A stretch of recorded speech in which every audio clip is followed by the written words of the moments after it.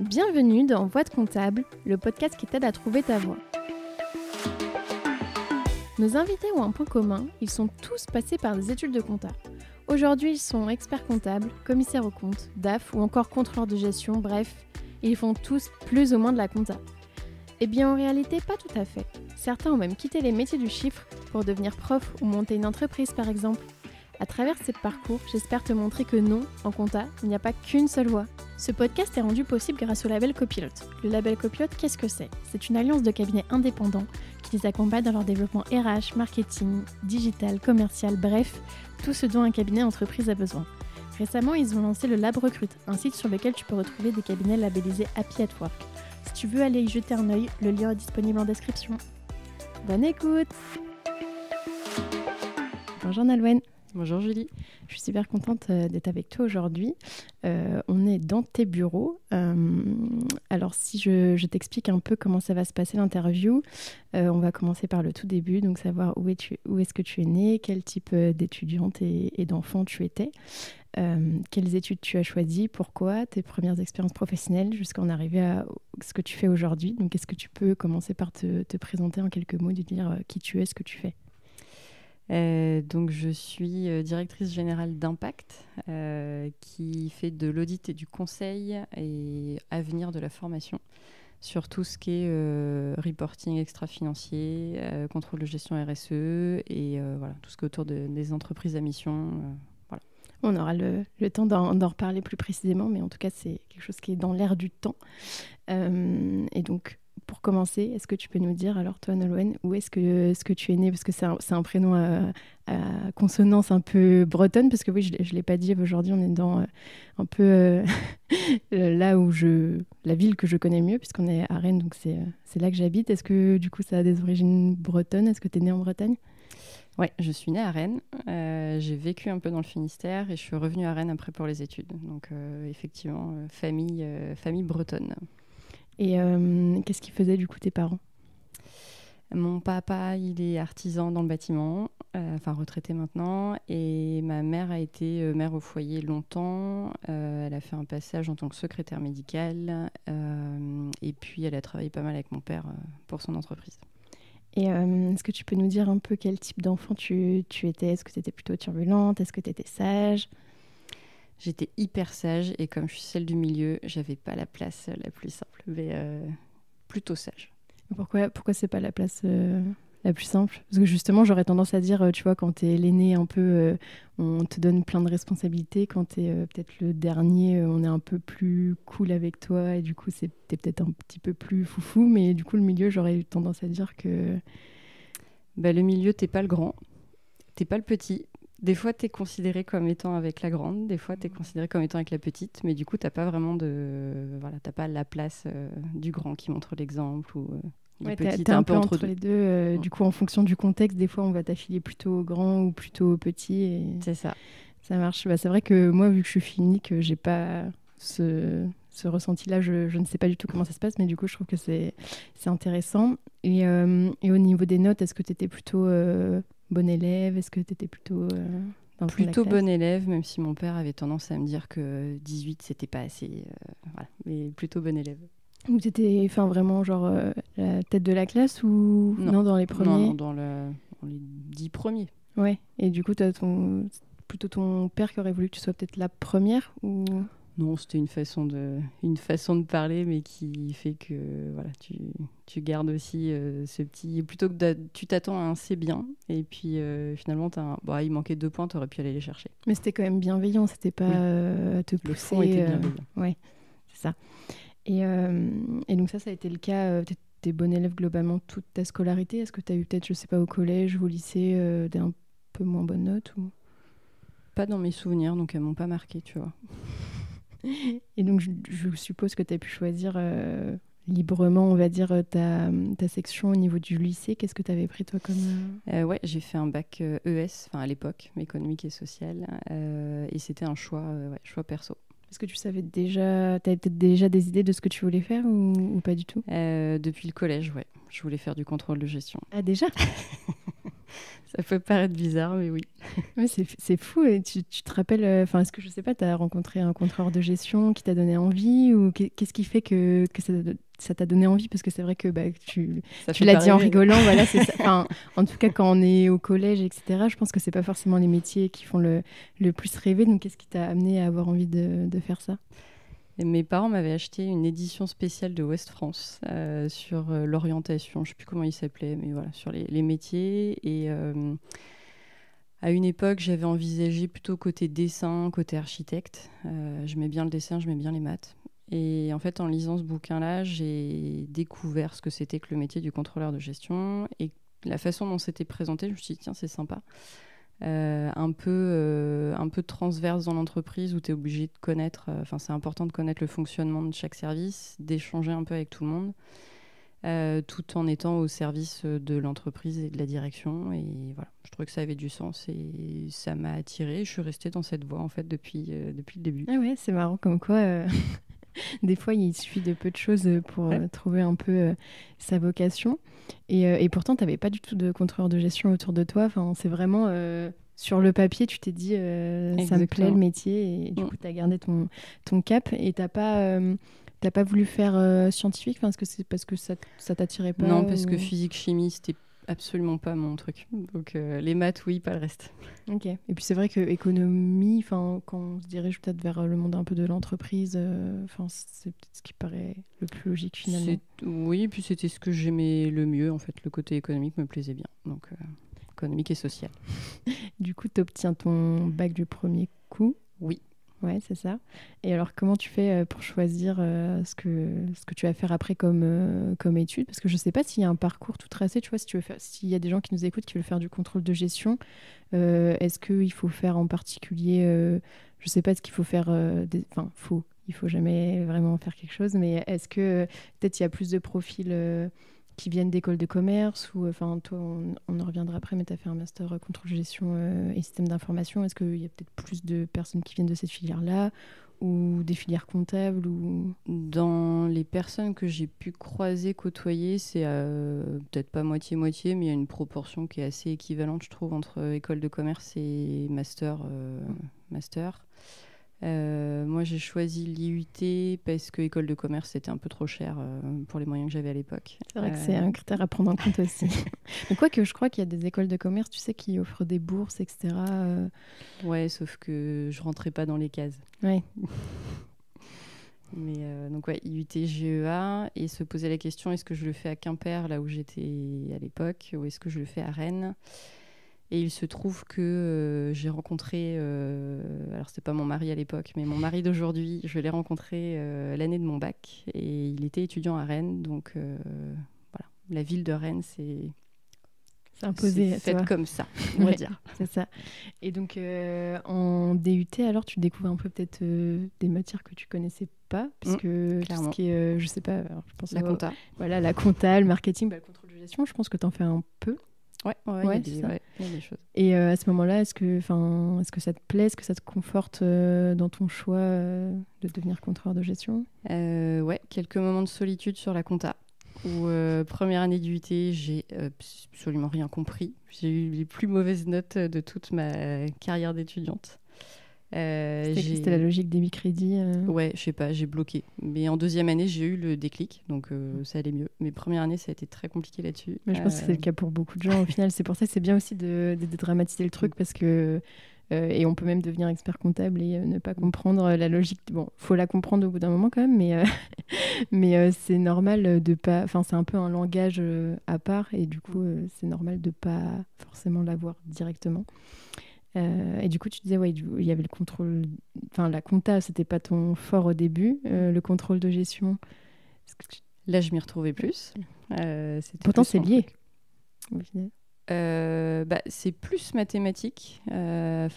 Vulgairement, moi, je trouve que le contrôle de gestion, c'est plus de la logique et du bon sens. Alors, ok, il y a quelques règles, quelques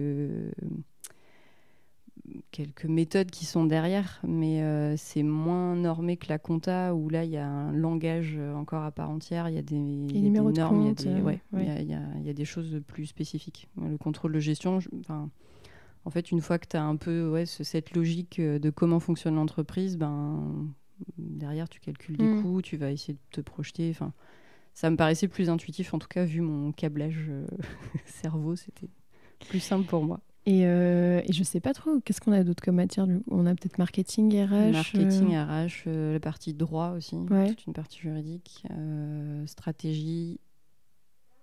Donc c'est vrai que c'est assez informatique un peu. C'est assez global et pour le coup, si on veut devenir contrôleur de gestion, vu qu'il faut bien connaître l'entreprise, je pense que c'est bien pour avoir une vision un peu globale des différents services. Et donc une fois que tu avais fini ton DUT GEA que tu as obtenu aussi. Oui. Toujours d'aussi bonnes notes globalement. Ouais, non, ça allait. Ouais.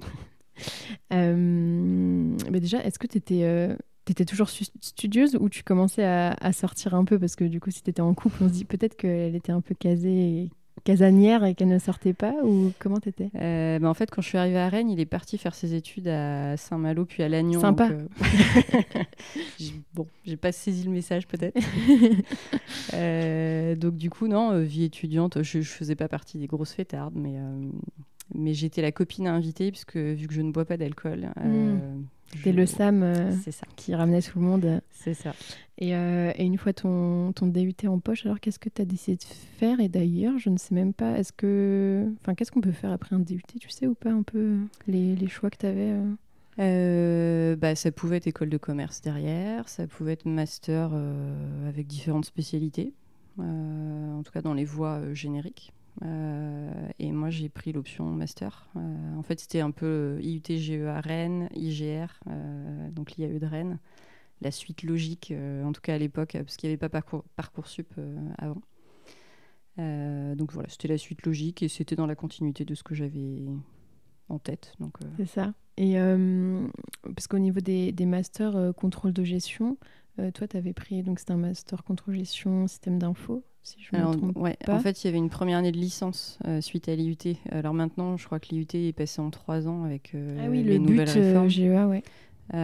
Donc il n'y a plus de bac plus 2, mais à l'époque c'était bac plus 2. Et donc l'année de licence à l'IGR qui était encore un peu générale pour savoir après au niveau du master si on voulait aller côté RH, marketing, compta, contrôle audit, contrôle de gestion système d'information.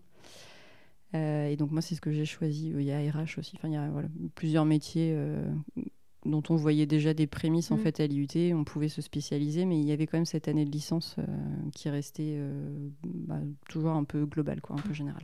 Mais en tout cas, si tu voulais faire un master contrôle de gestion, c'était forcément contrôle de gestion et système d'info. Tu n'avais pas contrôle de gestion et... je ne sais pas si ça existe déjà dans d'autres formations, dans d'autres facs ou autres. Je ne sais pas si c'est toujours lié, tu vois. Je ne sais pas.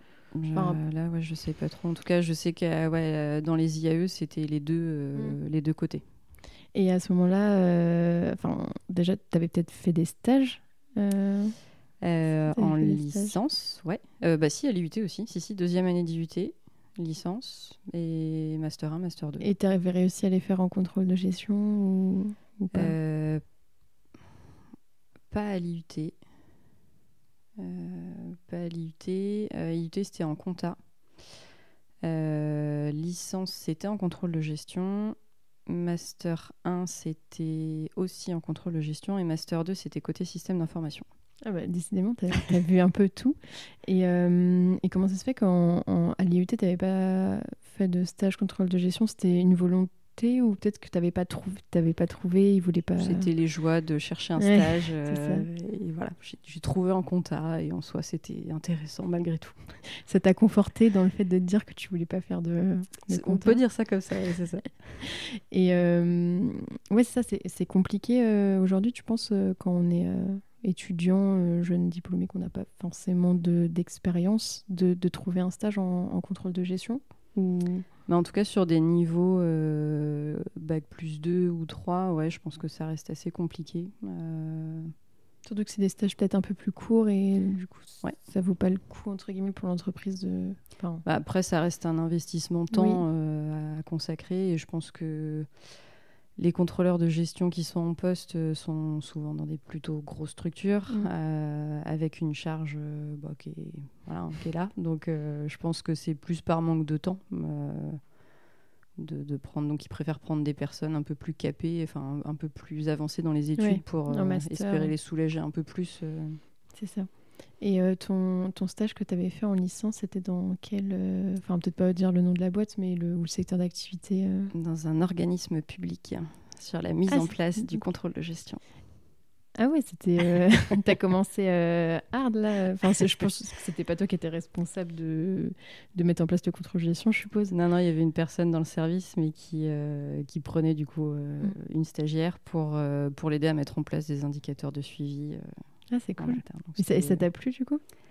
C'était pas le secteur d'activité que vers lequel je serais allée comme ça au premier abord. Mais je suis tombée avec quelqu'un qui était vraiment super. Et pour le coup, ouais, c'était intéressant. Côté inattendu, mais hyper enrichissant. Et c'était pas le secteur d'activité, mais au moins, c'était du contrôle de gestion. Parce qu'avant, t'avais de la compta. C'est ça. Et parce que quand tu disais que c'est pas forcément le secteur d'activité qui t'attirait, est-ce que t'avais des secteurs en particulier qui t'attiraient L'industrie. Ouais. Je voulais faire du contrôle de gestion industriel. Parce que du coup, dans le contrôle de gestion, il y a souvent plusieurs spécialités. Les deux grandes, c'est commercial ou industriel. Et du coup, je voulais le côté industriel. Et quand tu dis commercial, c'est quoi? C'est peut-être des boîtes avec des produits, je sais pas, des produits SaaS ou...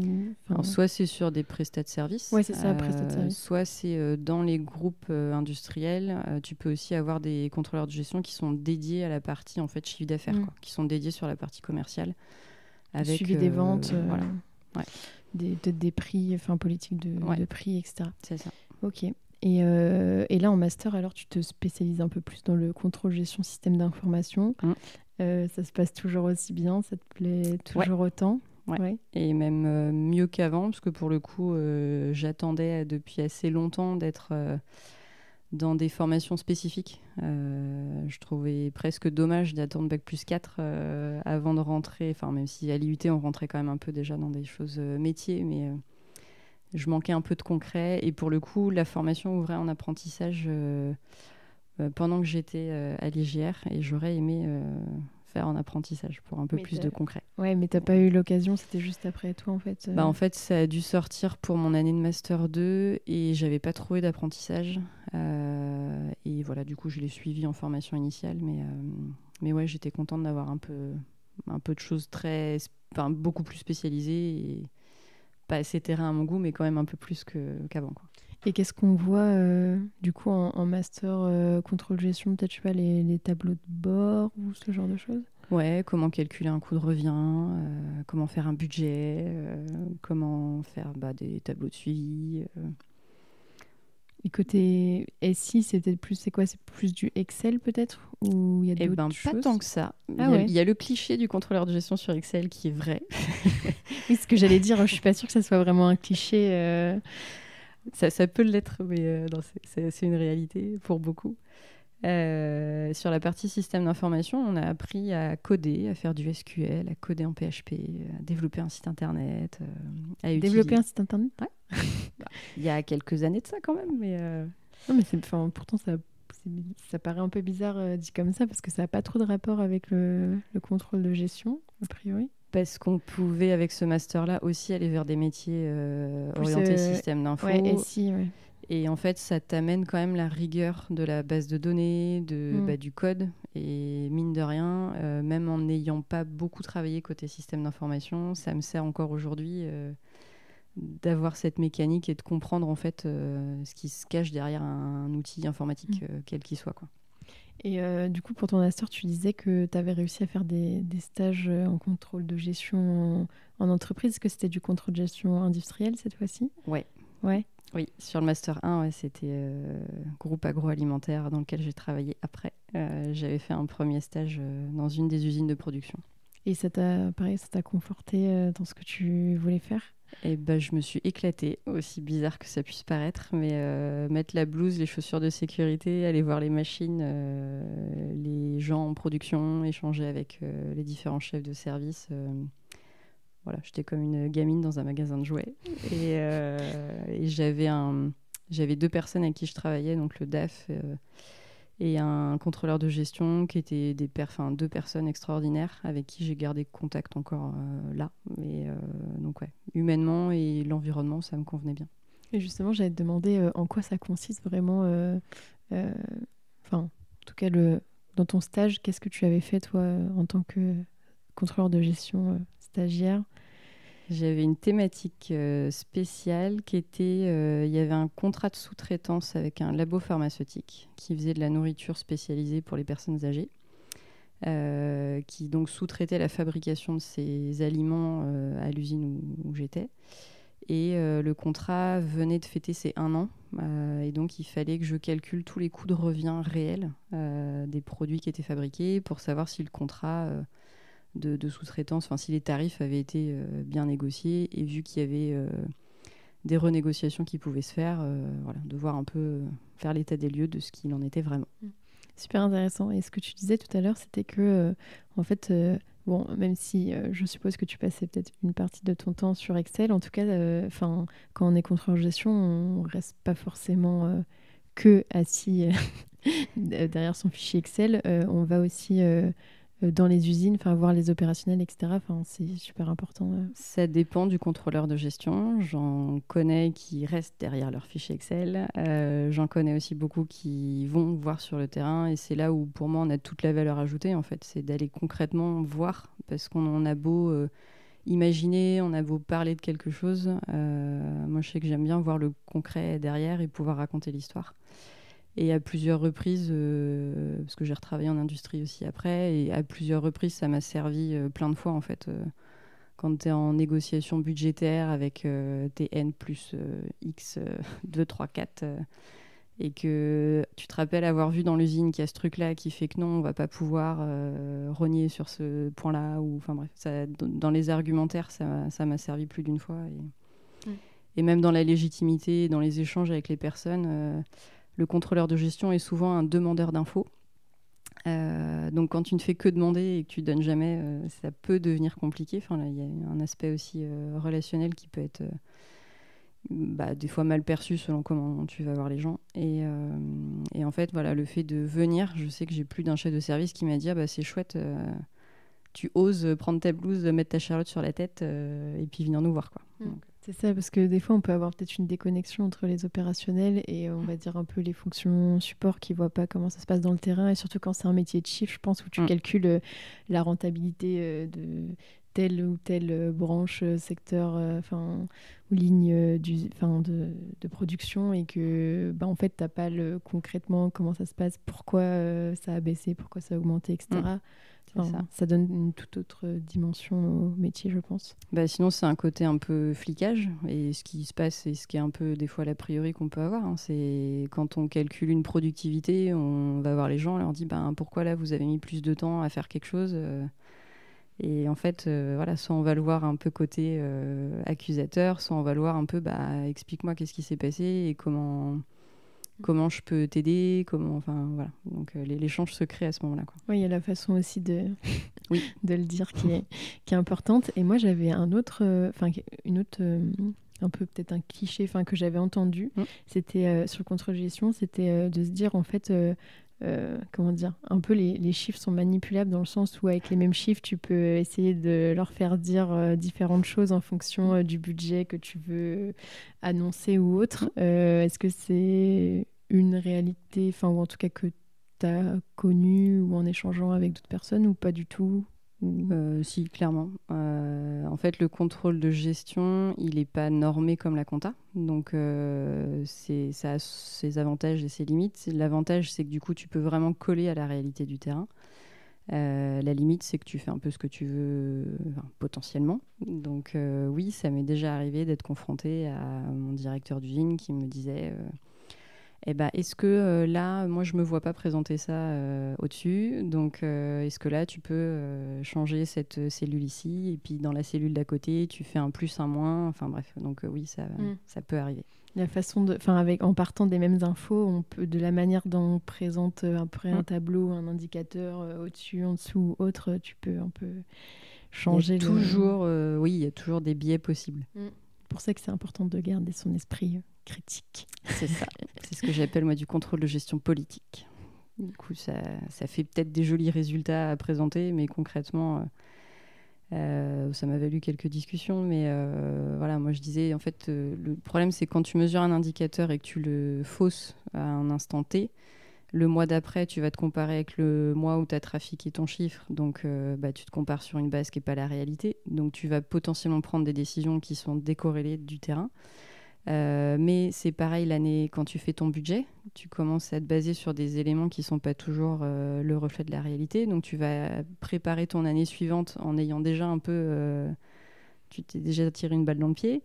Et l'année d'après, quand tu arrives sur, je sais pas si tu as ajusté un peu les chiffres du mois de mars, mars l'année d'après, quand tu compares par rapport à l'année d'avant, de nouveau, tu te compares à des choses qui sont pas le reflet de la réalité. Donc en fait, entre guillemets, si tu triches à un mois donné, tu pénalises l'analyse du mois suivant, le budget et l'analyse de l'année d'après, quoi. Et du coup... Après ce stage-là, tu disais que, a priori, de ce que j'ai compris, tu n'as pas refait un stage dans la même entreprise en M2 ? Oui, c'est ça. Parce que là, je voulais tester le côté système d'information. Donc, j'ai réussi à trouver un stage là-dessus. Je trouvais ça dommage d'avoir une double compétence sur mon diplôme et de ne pas le tester concrètement. Donc, ce que j'ai fait. Et j'ai trouvé un premier job après dans la partie système d'information. Et ton stage, c'était dans quoi ? C'était dans une boîte SI ou c'était... Ouais, une boîte qui était intégrateur de Microsoft, d'outils de Microsoft. Et donc, j'ai travaillé sur la partie méthode projet. Et donc, c'était comment on déploie en fait, les outils chez les clients. Et voilà. Et ça t'a plu ou t'as préféré le contrôle-gestion industrielle ? Et j'ai quand même trouvé mon premier job derrière dans la partie système d'information. Donc, il y avait un côté sympa d'être dans l'accompagnement des clients, pouvoir les aider à enlever un caillou dans la chaussure, on va dire. Donc ça, c'était chouette. Mais après, alors le stage s'était bien passé. Ça aurait pu déboucher sur une proposition d'emploi, mais les choses ont fait que ça ne s'est pas passé comme ça. Et la boîte dans laquelle j'ai bossé après coup, humainement parlant, j'ai vite voulu voir autre chose aussi. Donc, et puis je me suis rendu compte que le côté contrôle de gestion me manquait. Donc rebascule côté contrôle de gestion après. Donc tu avais bien aimé le côté avoir plusieurs clients que tu n'avais peut-être pas, que tu n'as pas vraiment quand tu es en entreprise. Quoique on pourrait dire que les services un peu c'est ce que je considère, ouais. En fait clients. C'est mes clients internes. Après ils sont externes, ils sont internes, mais en tout cas la volonté d'aider, je la trouvais dans les deux cas, de façon un peu différente, mais elle est là quand même. Donc, tu as voulu retourner au contrôle de gestion industrielle. C'était dans la même entreprise où tu as fait ton stage de M1, c'est ça ? C'était le même groupe, mais pas le même site de production. Mais... Ouais, le même secteur agroalimentaire. Ouais. Et là, quelles étaient tes missions ? Est-ce que c'était non, c'était forcément différent parce que c'était pas dans le même cadre et dans le même site. Après, le stage était très orienté sur un contrat en particulier, une thématique précise. Là, après, c'était, j'avais le contrôle de gestion de l'usine en entier à gérer. Donc ça consiste concrètement à calculer les prix de revient des produits qui sont fabriqués, qui vont être fabriqués, donc qui sont avec des échanges avec la R&D, le marketing, de suivre plein d'indicateurs tous les mois, de gérer, de faire en fait, il y avait des situations mensuelles, donc la compta sortait une situation mensuelle, le contrôle de gestion, il fallait que je recale ma situation sur les données comptables, en tout cas que je retrouve les mêmes chiffres, donc situation mensuelle, et puis tout l'exercice budgétaire une fois par an, plus quelques analyses ponctuelles sur panne d'électricité dans l'usine, combien ça coûte, 1 heure d'arrêt sur une machine, ça coûte combien, des analyses ponctuelles. Et donc, du coup, est-ce qu'on parle on parle de période fiscale pour les comptables. Est-ce que tu parles de période budgétaire pour les contrôleurs de gestion ? Il y a la période de reporting mensuel en début de mois. Début de mois, ouais. Et période de... là, on est quoi ? On est novembre. Ouais, la période est encore un peu chargée là, pour les contrôleurs de gestion. Est-ce que tu peux expliquer ce que c'est pour ceux qui nous écoutent, certains qui sont peut-être étudiants, qui n'ont pas forcément encore travaillé, qu'est-ce que c'est un reporting mensuel et... Eh bien, c'est d'avoir plein d'indicateurs différents. Alors, des exemples concrets, c'était, je sais pas, la quantité de matière envoyée à la station d'épuration, le nombre de produits fabriqués, les écarts de stock sur les emballages et les ingrédients, de regarder les produits non conformes. Enfin, voilà, plein d'indicateurs comme ça à remettre à jour tous les mois. Donc, c'est beaucoup de collecte de données. Les retravailler pour en faire des ratios, pour alimenter des tableaux de bord qui sont à destination après des chefs de service, de la direction de l'usine, après du reste du groupe. Il y avait des infos qui remontaient. Donc c'est de mettre à jour tous ces tableaux-là et puis de vérifier que les données gestion recollent avec les données comptables sur la partie financière en tout cas, sur la partie euro, quoi. C'est un peu comme... si je prends l'exemple de compta, on fait un bilan tous les ans, donc là c'est un peu l'équivalent mais en mensuel et côté contrôle de gestion du coup. Et au niveau de la relation avec la compta, comment ça se passe? Est-ce que du coup il faut attendre que la situation mensuelle comptable soit sortie pour que toi tu puisses commencer, ou tu peux faire des choses en parallèle? Il y a des choses qui peuvent être faites en parallèle sur tout ce qui est, par exemple, les productivités ou tous les indicateurs de qualité, tout ça, ça rentre pas dans un logiciel de compta. Il n'y a pas forcément une facture en face, donc tout ça, c'est traitable dès que les infos sont disponibles. Là où il fallait attendre, c'était sur la partie RH, les salaires. Il fallait attendre que ça soit bouclé, la paye. Et puis voilà, quelques données. En fait, il y avait des situations provisoires et définitives. Et en gros, il y avait quelques deltas de factures entre les deux situations. Mais on peut quand même commencer à travailler sans attendre la compta. Et sur ce site-là, tu étais toute seule ou il y avait une équipe contrôle de gestion? Au début ou à la fin? Au début et à la fin. Au début, j'étais toute seule au contrôle de gestion. Il y avait une personne qui était dédiée sur ce qu'on appelait le bilan matière. Donc, c'était vraiment le suivi de la matière première. Enfin, c'était du lait. Donc, le lait qui rentrait dans les camions-citernes, qui rentrait à l'usine. Et puis, jusqu'au lait qui est dans les briques et qui est envoyé aux clients. Donc une personne dédiée sur ça, et il y avait deux personnes sur la partie comptable. Donc contrôle de gestion pure, j'étais toute seule, même si très en lien avec cette partie compta matière qu'on appelait, et avec la compta. Et sur la fin, j'étais responsable administrative, donc on avait réuni en fait les deux services. Sur l'organigramme, au début, le contrôle de gestion était séparé, j'étais toute seule, et l'équipe comptable était à part avec donc ces personnes-là, plus une personne à l'accueil. Et sur la fin, on avait regroupé en fait ces deux services parce que les interactions sont quand même assez fortes et il y a des liens importants. Donc j'étais responsable du service et il y avait 4 personnes, donc une contrôleuse de gestion, une personne sur la compta matière, une autre sur la compta et la personne de l'accueil. Et donc à la fin, tu étais RAF du site? Ouais, c'est ça. Ouais, c'est ça. Et c'est vrai que, alors pareil, j'aimerais bien avoir ton avis là-dessus. Moi, j'avais entendu que souvent, c'est plus des profils qui sont contrôleurs de gestion qui accèdent après au poste de RAF ou de DAF plutôt que ceux qui sont à la compta générale, comme on appelle ça. Est-ce que c'est quelque chose que tu as pu voir, toi, ou pas forcément? C'est quelque chose que... Enfin, j'ai vu les deux. Majoritairement, j'ai vu effectivement le contrôleur de gestion qui évolue sur ces métiers-là. Mon avis, mais qui n'engage que moi. Attention, si tu tapes sur les comptables, il y en a beaucoup qui nous écoutent. Bon, je rigole, tu peux dire ce que tu veux. Non, c'est juste que en fait, l'approche et l'état d'esprit n'est pas le même. Un comptable, il y a des règles, il y a des normes et il faut rentrer dans les cases. Et c'est hyper important. Il y a plein de veilles, il y a plein de choses à savoir sur ces sujets-là.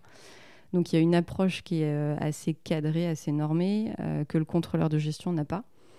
Et souvent, j'ai remarqué que c'était plus facile pour le contrôleur de gestion de rentrer, entre guillemets, dans ces cases sur l'aspect comptable, mais dans l'aspect pilotage et conseil aux dirigeants, on est plus à l'aise. Là où un comptable, c'est pas une généralité, mais en tout cas, dans les cas que j'ai pu voir, était moins à l'aise sur ces sujets-là.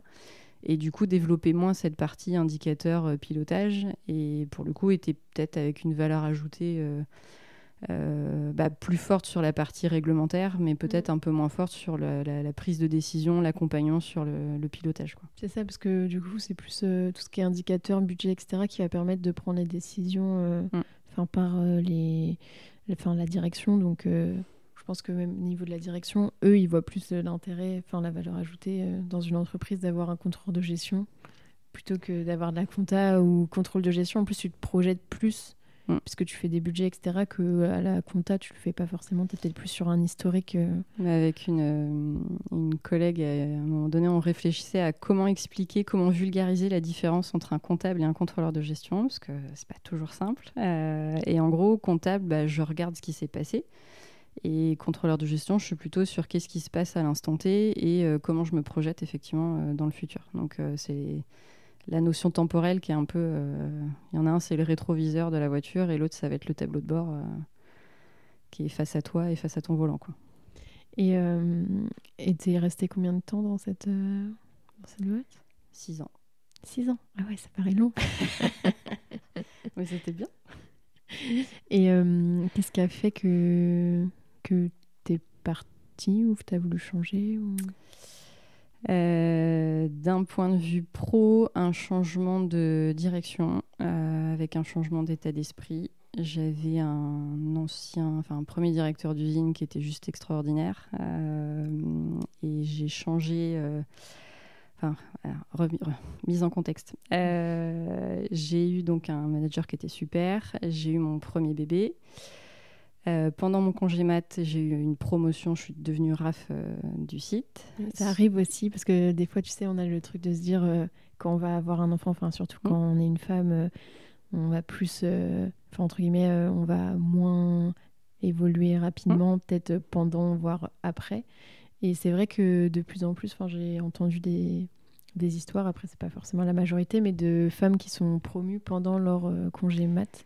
C'est une question de personne en fait que tu as en face. Et pour le coup, moi j'avais quelqu'un de top. Il se trouve que pendant mon absence, le responsable comptable partait. Donc du coup, mon directeur d'usine m'a rappelé. Il me dit écoute, je sais que c'est pas forcément le moment, mais qu'est-ce que tu penses du départ ? Comment tu vois les choses ? Donc je lui ai proposé effectivement de réunir les deux services. Et donc il m'a proposé le poste. Et en fait, on en a rediscuté parce que j'ai gardé contact aussi. On en a rediscuté quelques années après. Et il se rappelle de moi avec ma fille dans les bras, dans son bureau, en train de parler de l'organisation du service.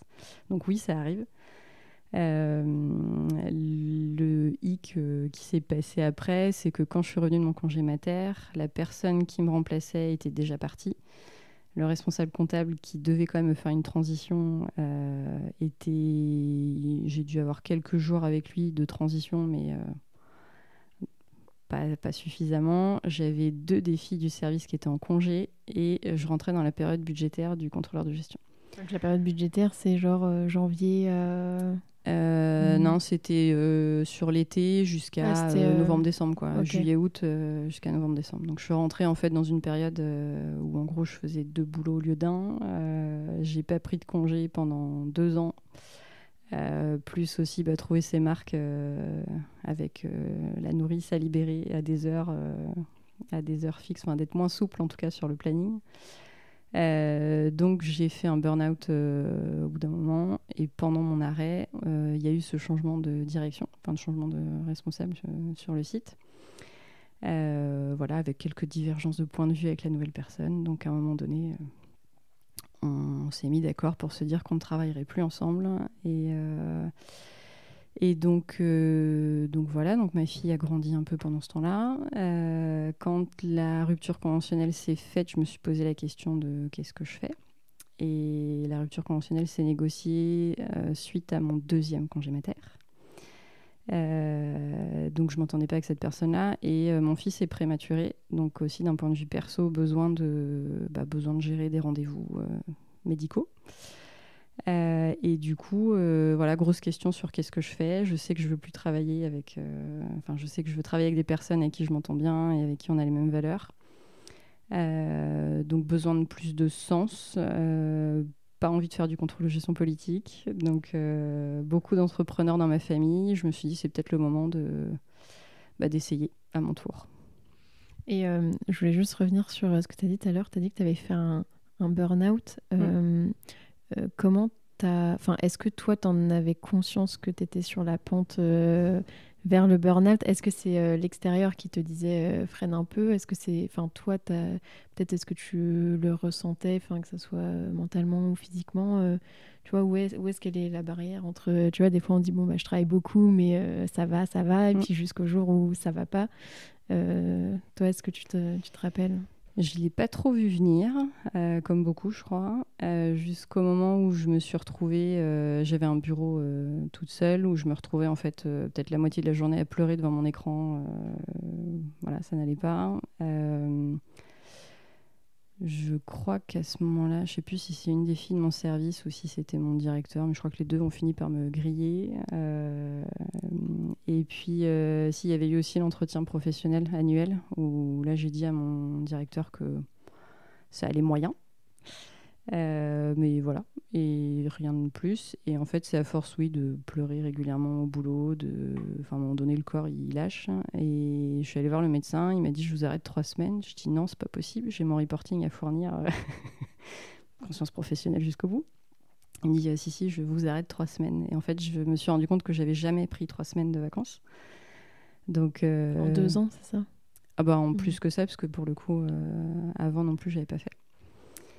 Et donc voilà, donc j'ai écouté le médecin, il m'a dit 3 semaines, bah ok, 3 semaines. J'étais pas bien, j'ai dû couper au bout de 2 semaines, je crois. Je suis retournée au boulot au bout des 3. Et puis là, j'ai eu, en fait, pendant les 3 semaines, il y avait une situation qui avait dû sortir, dans laquelle j'étais pas là. Donc forcément, ils ont fait un peu pompier comme ils ont pu sur le site et ils ont rappelé l'ancien responsable comptable. Enfin bref, ça a été compliqué à gérer, mais la situation était sortie tant bien que mal. Et en fait, quand je suis revenue, j'ai une personne du groupe au-dessus à qui on devait remonter les infos qui m'a passé un coup de fil et en fait, il m'a dit non, mais moi je veux pas savoir que tu sois là, que tu sois pas là, je veux pas le savoir. Là, il y a eu telle erreur. Enfin bref, il a été un peu... Je l'ai ressenti comme étant odieux à ce moment-là. En fait, suite au coup de fil, je suis allée m'isoler dans une salle de réunion. Je me suis écroulée par terre. J'en pleurais. Et là, mon directeur m'a dit, écoute, donne-moi les clés de ta voiture, je te ramène chez toi. Donc, il y avait l'ARH et mon directeur qui m'ont raccompagné et qui m'ont dit, maintenant, tu prends un peu de temps et puis reviens quand ce sera mieux. Et t'as été arrêtée combien de temps? 3 mois. 3 mois, ok. Ce qui n'est pas si énorme que ça. Et enfin, entre-temps, t'es revenue dans la boîte ou non? Du coup, c'est là que tu t'es dit j'arrête et... Je suis revenue après les 3 mois. C'est là où il y a eu aussi changement. Donc pendant ces 3 mois, il y a eu changement de direction. Et puis en fait, je suis restée encore 2 ans. c'est là, c'est les 2 ans après. C'est ça, c'est les 2 ans après mon arrêt. Je suis retournée sur site, on a continué. Et en fait, voilà, le temps de faire mon deuxième. Et après, d'un commun accord, on s'est quittés. Et donc tu disais que tu avais eu envie d'entreprendre. Est-ce que ça te faisait pas peur d'entreprendre, surtout avec 2 enfants en bas âge et pour quelqu'un qui a peut-être qui avait été salarié avant pendant un petit moment? La volonté d'entreprendre, elle est depuis très longtemps, depuis le collège déjà. Donc un jour, c'était mon rêve un peu. Un jour, je ferai, mais sans idée, sans trop savoir quoi. J'ai de la famille qui est au Canada et le côté freelance, se mettre à son compte est assez répandu. Et en fait, quand je me suis retrouvée en égo de rupture conventionnelle, tout en étant en congé à ce moment-là, je me suis posé la question, est-ce que c'est pas maintenant qu'il faut le faire? Donc grosse question, on vient d'acheter une maison, on a 2 enfants en bas âge, c'est peut-être pas très prudent. Sauf qu'après, en France, on a la chance d'avoir un système où, avec la rupture conventionnelle, il y a aussi Pôle emploi derrière. Donc, je me suis dit, en fait, je vais regretter si je le fais pas. Financièrement, je prends pas de risque pendant 2 ans. Donc, je tente au moins 2 ans et puis on verra ce que ça donne. Et qu'est-ce que tu as décidé de faire? C'était une boîte dans le contrôle de gestion? Et du coup, de faire du contrôle de gestion en indépendante, mais plutôt à destination des TPE-PME qui n'en ont pas en général. Mais pour moi, ça avait plus de sens. C'est celles souvent qui ont le plus besoin d'être un peu guidées, épaulées au quotidien. Donc l'idée, c'était de faire des missions ponctuelles, mettre en place un suivi ou un échange régulier avec les dirigeants. Et tu as créé ça toute seule ou il y avait des associés ou... J'ai commencé toute seule. comme une grande fille. Il y a 6 ans, je me suis associée avec une première personne en 2018, avec une troisième en 2020, au moment du premier confinement. Je me suis séparée de ces 2 associés l'année dernière pour m'associer avec d'autres personnes depuis 1 an. Et comment tu faisais pour trouver tes clients du coup, parce que tu passais vraiment du stade où, entre guillemets, on me donne des missions, enfin, entre guillemets, mes clients internes, ils sont déjà en place, à j'ai pas de clients, entre guillemets, et il faut que je cherche des clients. Comment tu as fait pour trouver des clients, du coup? Avec mon bâton de pèlerin. C'est la partie la plus difficile, en tout cas pour moi. En tant que contrôleur de gestion, on n'est pas spécialement habitué à ces choses-là. Donc c'était réseau réseau essentiellement.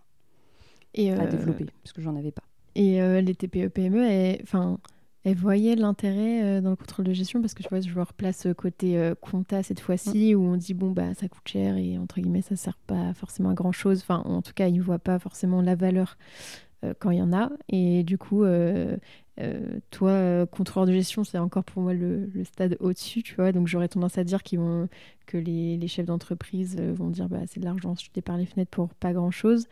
Toi, comment tu le ressentais? Est-ce qu'ils voyaient l'intérêt dans le contrôle de gestion ou pas Pour ceux qui connaissent pas le métier, non. Dire je suis contrôleur de gestion, dire oh la vache, j'ai le fisc qui va débarquer. Contrôleur, mais oui. Ça fait vraiment pas rêver.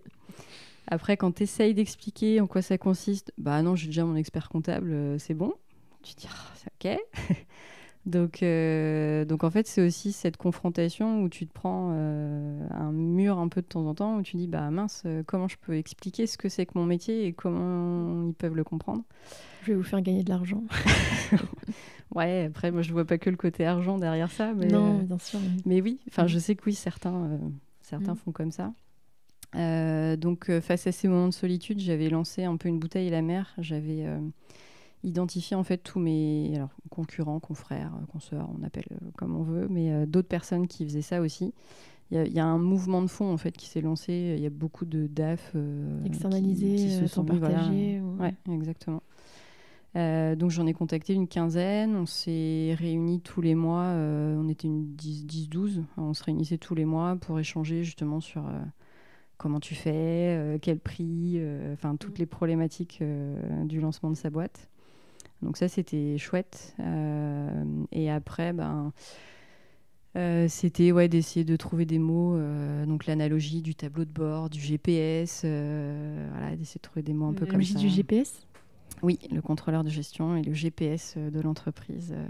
Tu lui donnes une direction. Un cap, Donc en tant que dirigeant, en tant que conducteur de ta voiture, tu décides de la destination où tu veux aller. Et après, le contrôleur de gestion, il va te proposer 3 itinéraires en te disant si tu vas par là, tu feras moins de kilomètres, mais tu auras peut-être plus, tu rouleras moins vite, et ce sera des petites routes, mais tu auras des beaux paysages. Là, tu feras peut-être plus de kilomètres, mais tu iras plus vite. Là, attention, il y aura une zone de travaux. Donc, c'est un peu ce côté, je te guide dans ton chemin, je te donne des hypothèses, mais tu restes, en tant que dirigeant, tu restes maître de la décision, et c'est malgré tout toi qui tiens le volant. Si à un moment donné, je te dis prends tout droit et que tu as décidé de tourner, tu tournes et on adapte, quoi. On refait les tableaux de bord et on recalcule un itinéraire. Et tu disais que dans cette boîte-là que tu as créée, tu es resté combien, 5-6 ans ? Ça fait 6 ans que je suis à mon compte. Donc je suis restée un peu moins de 2 ans toute seule, un peu moins de 2 ans à 2, après à 3 et maintenant à 10. Et qu'est-ce qui a fait que tu as eu envie d'arrêter? Parce que finalement, tu conciliais le fait d'avoir des clients, on va dire externes cette fois-ci, avec le contrôle de gestion et peut-être un peu plus de valeur, puisque c'était plus des TPE, PME que des grands groupes industriels.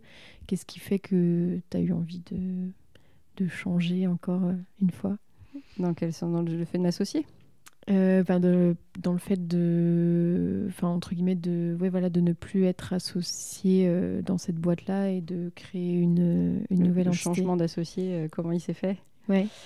Depuis que je suis maman, je pense, j'ai une certaine sensibilité. Alors, je ne l'avais pas conscientisé à l'époque, mais une certaine sensibilité RSE. Quand tu es confronté à des gens qui pensent que tu es là pour les contrôler, que tu es là pour tailler dans les charges, enfin un peu le méchant qui débarque dans l'entreprise, je me suis dit qu'il y avait un truc à faire pour montrer que ça pouvait aussi servir et être humain, même s'il y a des chiffres, on peut aussi les utiliser à bon escient. J'ai commencé à me renseigner sur tout ce qui était RSE et j'ai eu ma sorte de déclic il y a 3 ans, un peu plus de 3 ans. Et donc, je me suis dit qu'il y avait peut-être quelque chose à faire, un lien à faire entre la RSE et le contrôle de gestion. Et là, j'ai ouvert une boîte de Pandore, j'ai trouvé plein de trucs qui existaient déjà, des méthodes de calcul de coûts qui intègrent la partie environnementale, des référentiels d'indicateurs qui sont RSE, qui sont à l'échelle internationale, nationale, européenne. Enfin bref, j'ai découvert qu'il y avait plein de choses qui existaient. Donc je me suis dit que finalement, c'était ça que je voulais faire et que je faisais inconsciemment peut-être avant. Donc j'ai commencé à en parler à quelques personnes, à tester un peu cette démarche auprès de ces quelques personnes. Et puis de fil en aiguille, voilà, on a développé... Enfin, du coup, le changement d'associé s'est fait sur aussi un changement de projet et de partage de valeurs. Enfin, voilà, l'opportunité était là et on s'est séparés. En gros, j'ai eu une proposition de m'associer, mais seule, sans mes 2 précédents associés. Donc, j'étais un peu face à un dilemme. Est-ce que je continue avec l'historique ou pas? Et mes 2 associés d'avant m'ont dit fonce, c'est une super opportunité. Donc, voilà, ça s'est fait comme ça. Et du coup, voilà, j'ai un super projet en cours. Et est-ce que tu peux nous expliquer alors qu'est-ce que tu entends toi par contrôle de gestion RSE? Qu'est-ce que c'est concrètement? Eh ben, c'est un peu comme du contrôle de gestion, mais toute une dimension environnementale et sociale, sociétale qui est omniprésente. Donc, c'est des indicateurs qui sont un peu différents. C'est des méthodes, comme je disais tout de suite, calcul de coût de revient, c'est pas que des euros. En fait, on peut aussi y mettre la dimension gestion des déchets sur une brique de lait que je fabrique. Finalement, je m'arrête pas, je la vends à mon client, je m'arrête à une fois que le consommateur l'a utilisé, combien ça coûte de générer ce déchet, de le recycler. L'impact, peut-être, je sais pas, au niveau des émissions de CO2, le transport, où est-ce que ça va être vendu, Voilà. peut-être la composition du produit, enfin, niveau santé pour le consommateur, etc. D'où viennent mes matières premières, donc tout ce qui est... Alors, c'est pas on peut se servir de toutes les données qui sont derrière une analyse de cycle de vie, derrière un bilan carbone. Tout ça, c'est des sources d'informations, en fait, que le contrôleur de gestion peut s'éclater à exploiter. Et est-ce que tu peux nous donner des exemples d'indicateurs, par exemple RSE, donc peut-être que je sais pas si tu divises en plusieurs pans, genre des indicateurs environnementaux, sociaux, sociétaux. Est-ce que tu peux nous donner peut-être des exemples Ouais, donc il y a des piliers derrière la RSE, donc en gros, il y en a 3, 5, bon, ça dépend de à qui on pose la question. En gros, il y a des indicateurs économiques, des indicateurs sociétaux et des indicateurs environnementaux, pour schématiser, pour simplifier. Derrière environnemental, moi j'aime bien le côté, alors souvent on pense au côté CO2, moi j'aime bien le côté ratio énergétique. Concrètement, c'est mes consommations d'eau ramenées à mon chiffre d'affaires, ou mes consommations d'électricité ramenées à mon chiffre d'affaires, ce qui permet en fait de savoir, je sais pas, mon activité se développe bien, je fais x2 en chiffre d'affaires, est-ce que mon ratio il est toujours identique et du coup je consomme, on va dire, pareil, ou est-ce qu'au contraire j'ai un effet de seuil qui fait que mon ratio est plus bas, plus fort, enfin voilà, un exemple concret. Sur la partie sociale, on a beaucoup de choses autour de l'égalité homme-femme, donc ou par rapport aux écarts de salaire entre les plus rémunérés et les moins rémunérés dans la boîte. Voilà, des choses comme ça. Et tu fais pas que du contrôle de gestion RSE, tu fais aussi de l'audit de DPEF et de société à mission. Est-ce que tu peux nous expliquer ce que c'est une DPEF et une société à mission déjà pour commencer? Une DPEF, c'est une déclaration de performance extra-financière. C'est de la paperasse obligatoire pour les grands groupes. Alors, petite boutade. Au-delà de la paperasse, c'est un outil de communication et un outil de fil rouge et de structuration un peu d'une démarche RSE. Donc derrière ça, c'est tout ce qui est extra-financier, c'est-à-dire tout ce qui n'est pas euro, quoi. Qu'est-ce qu'on fait dans la boîte qui n'est pas de l'euro. Donc c'est une obligation pour les grandes structures, pour les forcer, vu qu'elles sont grandes, elles sont forcément impactantes, donc pour les forcer à agir. Et les seuils sont en train de se rabaisser, donc de plus en plus d'entreprises seront obligées d'aller là-dessus. Et en tout cas de publier ça, donc ça impose un peu de transparence.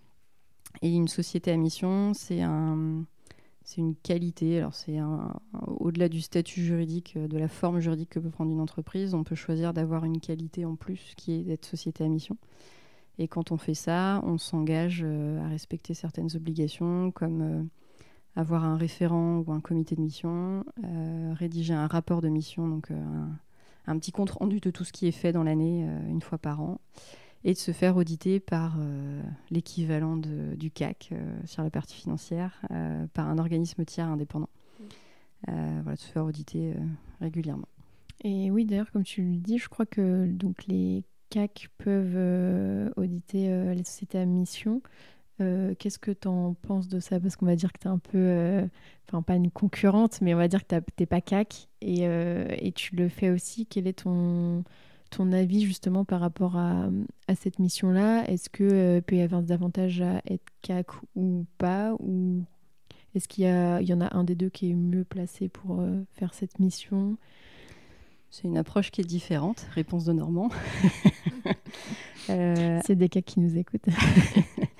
À aujourd'hui, il faut que CAC ou pas CAC, il faut être accrédité par le COFRAC.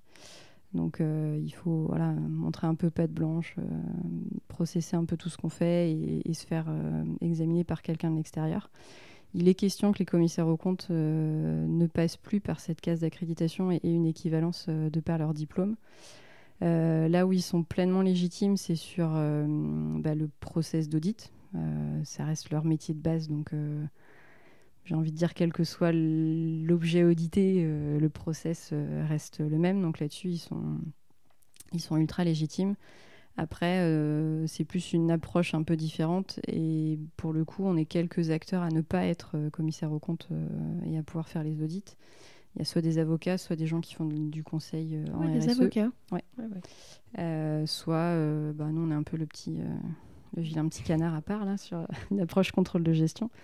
Mais l'idée, en fait, c'est de mieux comprendre ce qui se passe concrètement dans l'entreprise, d'être assez en veille, en alerte sur tout ce qui peut se faire, sur les bonnes pratiques, sur la partie RSE. Là où certains, je ne généralise pas, mais certains commissaires aux comptes prennent ça comme un complément d'activité. Suite à la loi Pacte, il y a eu moins de mandats, donc ils prennent ça comme une nouvelle approche. En tout cas, c'est des retours que j'ai pu avoir de certains prospects et clients. Donc voilà, certains clients veulent surtout une petite boîte, surtout un acteur en local, recherchent une approche un peu différente, justement un peu dans ce qu'ils disent un peu moins froide qu'un commissaire aux comptes classique. Alors je généralise encore pas, mais voilà, certains, en tout cas, c'est des ressentis que les clients peuvent avoir. Donc je pense qu'il faut des deux types d'acteurs sur le marché et après c'est plus les clients en fonction de ce qu'ils veulent, ils auront différents types d'acteurs. Et c'est une question de feeling aussi. Enfin, tu peux avoir des contrôleurs de gestion qui sont froids entre guillemets et des commissaires aux comptes qui sont très chaleureux. C'est ça. C'est plus une question de personne, je pense.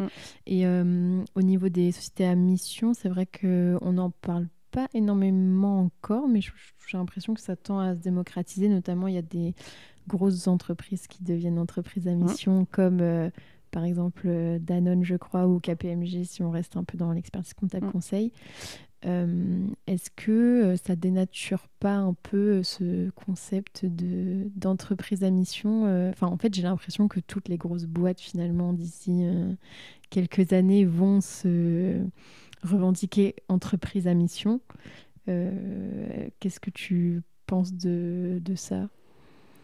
Il y a un côté de moi qui me dit c'est chouette, mon côté un peu bisounours, c'est chouette, c'est des grosses structures, donc l'impact il peut être fort et c'est très bien au vu du contexte de la situation dans laquelle on est.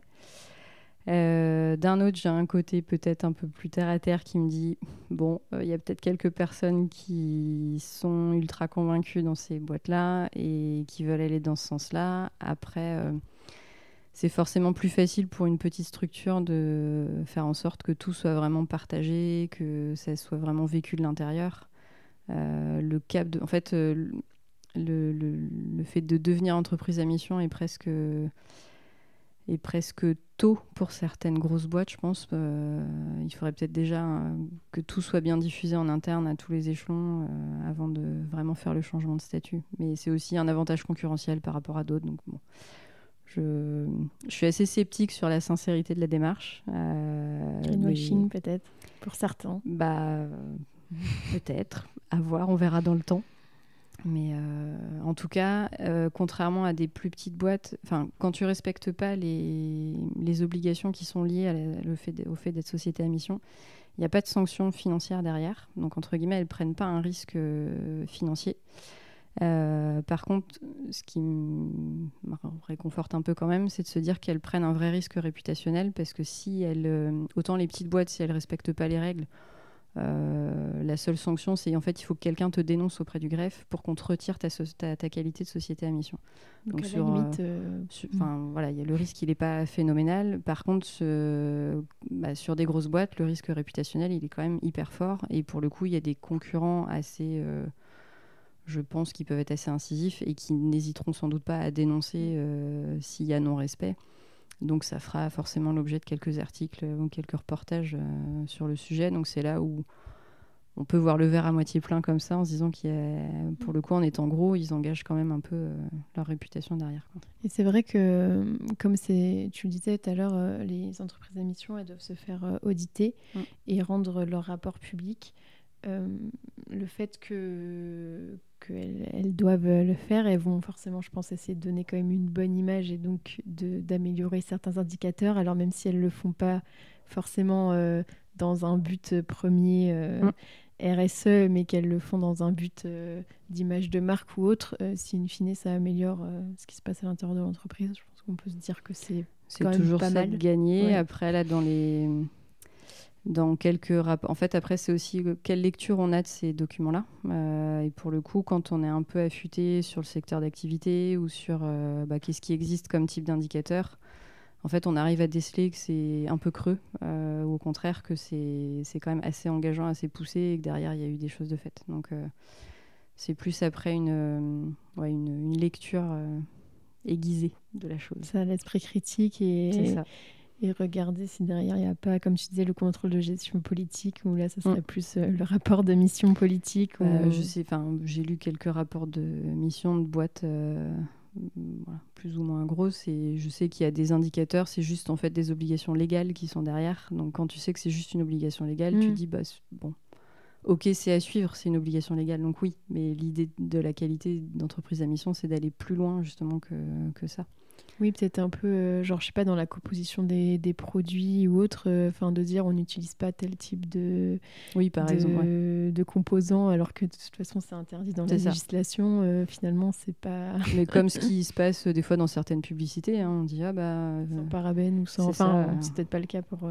J'ai pas une connaissance assez pointue là-dessus, mais en tout cas où on met en avant des choses qu'on n'utilise pas, mais des fois on remplace par quelque chose qui est encore pire en plus des fois. Oui, mais qui sont juste une conformité à la réglementation. C'est ça.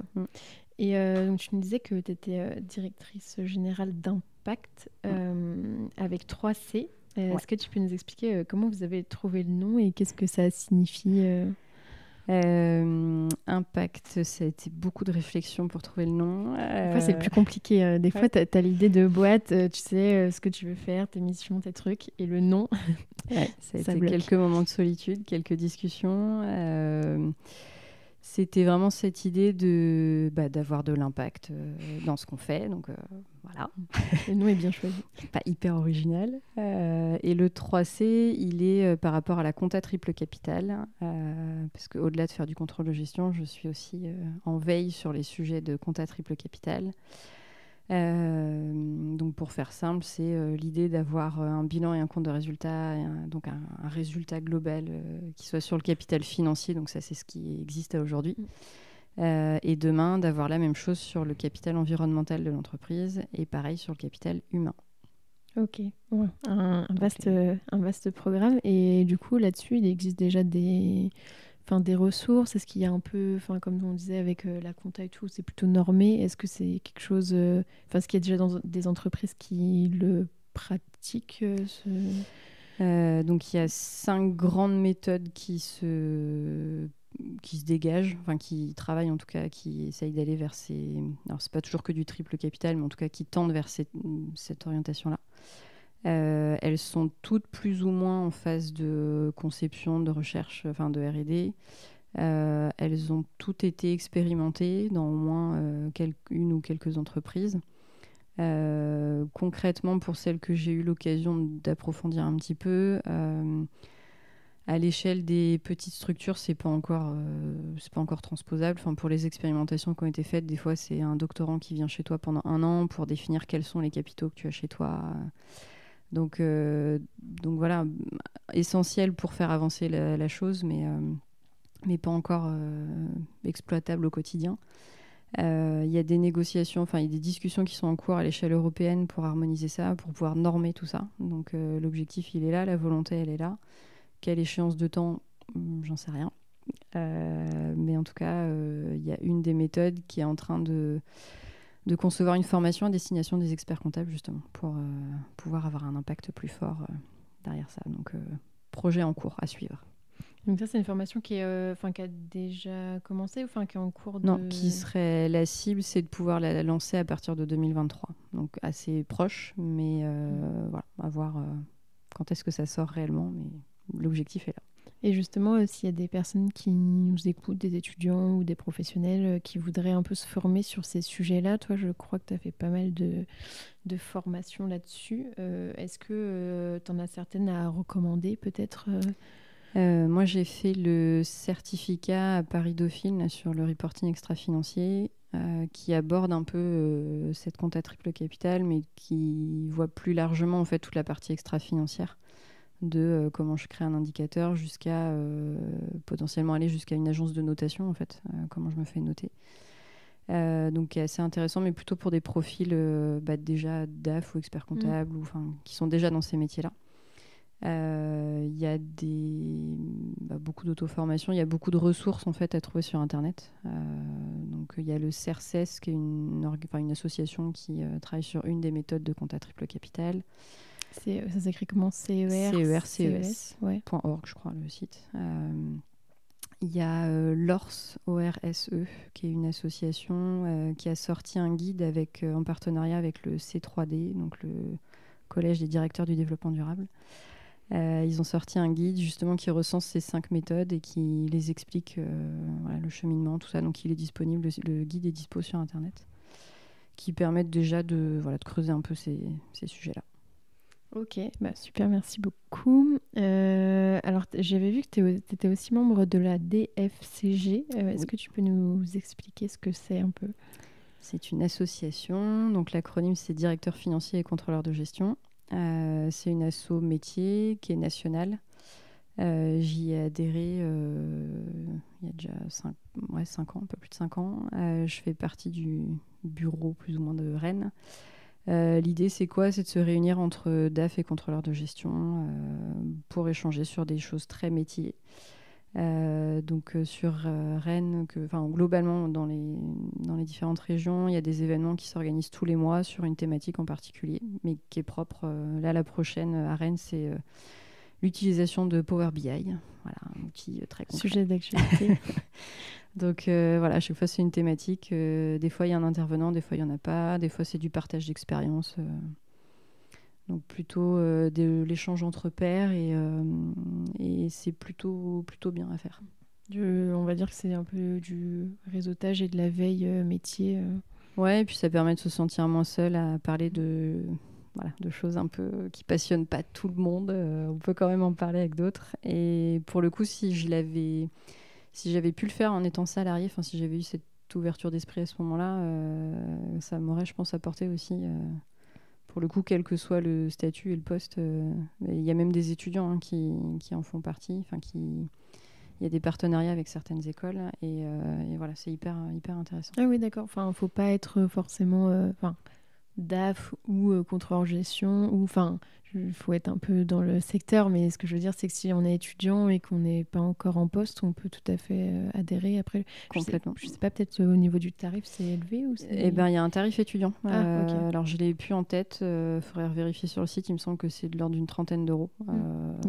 Relativement abordable. Ça se veut abordable pour la plupart des étudiants. Et il n'y en a pas forcément beaucoup qui osent, mais pour le coup, c'est hyper enrichissant, quoi. Et est-ce que tu peux nous dire qu'est-ce que tu fais alors au quotidien? Ça ressemble à quoi tes journées de chef d'entreprise / contrôleuse de gestion RSE? Je fais de la veille, je produis des choses, je fais des audits, je mets en place des tableaux de bord, je choisis des indicateurs, j'apprends à communiquer sur les sujets, j'anime des conférences, des webinaires, des choses comme ça. Enfin, je partage. Ça m'arrive régulièrement d'échanger avec des étudiants ou des DAF ou des contrôleurs de gestion qui se posent des questions sur ce qu'ils font, sur ce qu'ils veulent faire. J'essaye d'être présente aussi pour mon équipe, du partage entre associés, entre les différentes structures du groupe. Enfin, voilà. C'est déjà pas mal. Est-ce que tu peux nous dire qu'est-ce que tu aimes le plus et qu'est-ce que tu aimes le moins dans ce que tu fais? J'aime beaucoup échanger et apprendre avec les clients qui sont pour le coup déjà sensibilisés à la démarche RSE et qui ont souvent d'ailleurs des actions que je trouve top. Donc c'est le côté enrichissant, le côté énergisant en fait d'avoir ces partages-là. Et ce que j'aime le moins, la partie commerciale, c'est toujours celle où j'ai le plus de mal, mais voilà. Après, je m'y habitue petit à petit. Et est-ce que tu peux nous dire si tu es fière de ton parcours et pourquoi? Globalement assez fière de me dire je l'ai fait. J'ai osé faire ce que j'avais en tête depuis déjà quelques temps. Fière de pouvoir regarder mes enfants et de leur dire que j'aurais fait mon petit quelque chose à moi, à mon échelle, d'un point de vue pro et perso. Voilà. Puis je suis alignée sur ma vie pro et perso. Parce que tu es passé de salarié à chef d'entreprise, tu as changé un peu on va dire, passer du contrôle de gestion classique au contrôle de gestion RSE. Donc, moi, je trouve ça top. Tu es quand même pas mal sorti de ta zone de confort, je trouve. Oui, je confirme. Et est-ce que tu peux nous parler un peu... tu nous as dit que tu avais 2 enfants. Ouais. Comment tu gères un peu l'équilibre vie pro vie perso? Est-ce que c'est important pour toi? C'est vital pour moi. C'est pas toujours simple, mais voilà, je prends cette liberté. Pour le coup, je veux la partager aussi avec les équipes. J'ai d'ailleurs mis ça dans ma signature du mail. Peut-être que des fois, j'envoie des messages à pas d'heure, en tout cas pas sur des heures standards de bureau, mais voilà, j'essaie d'être là pour les enfants quand il y a besoin. Enfin, tu vois, je les emmène aux activités extrascolaires sur des heures des fois qui sont pas toujours simples à gérer, mais voilà, on fait. Et puis j'ai la liberté du planning, donc je cale un peu ce que je peux faire sur des heures un peu off, je le fais. Et puis voilà, j'essaie de concilier un peu comme je peux, mais puis avec un mari qui m'aide quand même beaucoup aussi. Et tu travailles des fois le soir, ça t'arrive d'ouvrir ton PC, je sais pas, après 20h ou même le week-end? Couchés, ça m'arrive. Ça m'arrive, mais c'est toujours volontaire et c'est jamais vraiment une corvée. En fait, j'aime ce que je fais, donc après, oui, il y a des moments où c'est un peu plus tendu que d'autres, mais globalement, j'aime ce que je fais, donc ça m'arrive, mais je le choisis aussi en partie. Ok, bon, c'est le principal alors si ça te convient. Et au niveau de tes projets, là pour l'instant vous êtes combien chez Impact? On est 3 pour l'instant, juste sur Impact. Et puis on verra ce que l'avenir nous réserve. Mais... Est-ce que t'as pas fait ton budget de savoir, je sais pas, est-ce que vous voulez être 10 dans 2 ans Sont-ils les plus mal chaussés? Mon budget est fait, la stratégie est faite. Il n'y a plus qu'à maintenant. C'est ça, il n'y a plus qu'à. Non, les perspectives, oui, ça va être de continuer à se développer. Après, clairement, l'idée, c'est pas de grossir et de grossir et de grossir. C'est de rester à taille humaine, de rester en local. L'idée, c'est pas qu'on se déplace tout le temps à droite à gauche et qu'on dorme à l'hôtel 3-4 nuits par semaine. Donc voilà, ça peut être de dupliquer en fait le modèle dans d'autres communes, dans d'autres villes, dans d'autres régions, mais porté par d'autres personnes, et vraiment d'avoir ce partage de valeurs et quitte à partager aussi les méthodes et le fonctionnement. Mais voilà, l'idée, c'est quand même de grossir un peu. On a un petit peu de marge, mais de rester quand même à taille humaine. Et pour l'instant, c'est ce que les clients recherchent. Donc, il ne faut pas qu'on le perde. On a les clients qui nous ressemblent. C'est ça. Et est-ce que s'il y avait des choses à refaire différemment, enfin, s'il y avait des choses à refaire, pardon, est-ce que tu ferais différemment? Et ben, j'ai envie de dire non, parce qu'en fait, à chaque fois, j'ai appris quand même quelque chose. Donc, même si sur le coup, il y a des fois, tu te dis, ah bah si, ça aurait peut-être été mieux comme ça, en final, non. Et qu'est-ce que tu dirais à la Nolwenn qui a 20 ans et qui rêve de faire du contrôle de gestion industrielle? Parce que t'es quand même assez proche, mais en même temps assez éloigné dans un autre sens. Alors, qu'est-ce que tu lui dirais si tu avais un conseil à lui donner? Pose-toi moins de questions. Pourtant, tu t'en es posé quand t'as plein. Mais non, voilà, un peu moins quand même. Est-ce que c'est pas bien aussi des fois de se poser des questions? Il faut, mais pour un juste milieu. C'était un peu trop. Super, bah écoute, merci beaucoup Nolwenn pour cet échange qui, j'espère, pourra en inspirer plus d'un. Et puis, j'espère. Bonne continuation à toi. Merci beaucoup. Merci. Félicitations, tu as été au bout de cet épisode. Tu peux m'envoyer un message sur LinkedIn ou Instagram pour me dire ce que tu en as pensé. Les suggestions de profils sont aussi les bienvenues. Si tu veux m'aider à faire connaître le podcast, tu peux le noter 5 étoiles sur Apple Podcast ou le partager à 2 amis, c'est gratuit. Pour découvrir le prochain épisode, je te donne rendez-vous dimanche prochain à 10h